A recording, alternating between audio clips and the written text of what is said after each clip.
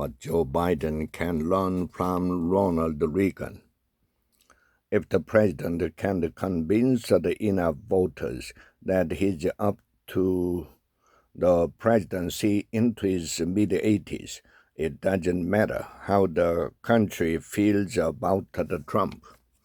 The low approval rating and various political headwinds for President Biden have invited a comparison with another first-term Democratic president, Jimmy Carter, and the challenges he faced during for re-election in 1980. Many Republicans are thinking about his defeat at the hands of Ronald Reagan, bullish that Donald Trump also has what it takes to oust a flagging incumbent. It is true that the 2024 race is shaping up to be a 1980 replay of sort, but with an important twist.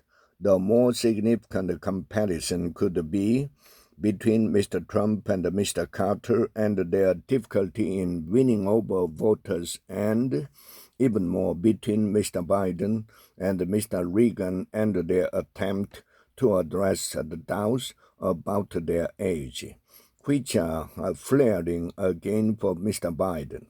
To be sure, Carter-Biden comparisons are real. Mr. Biden's third-year job approval average was the lowest for a sitting president since Mr. Carter's, and Americans were dissatisfied with the economy and with the direction of the country under both the men.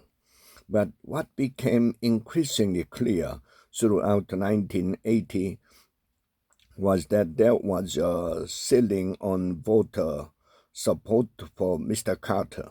The electorate had already decided it didn't want to give him a second term. Mr. Carter's job approval at the end of March was close to his final 41% of the share of the vote in November. In this year's race, it is Mr. Trump who closely resembles Mr. Carter in the most important ways, including his ceiling of political support.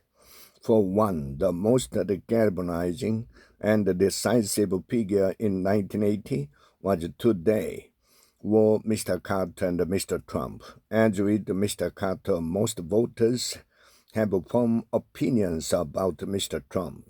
His ability to inspire his base is matched only by his ability to alienate the rest of the electorate, as evidenced by the Republican Party taking beatings in the 2018, 2020, and 2022 election.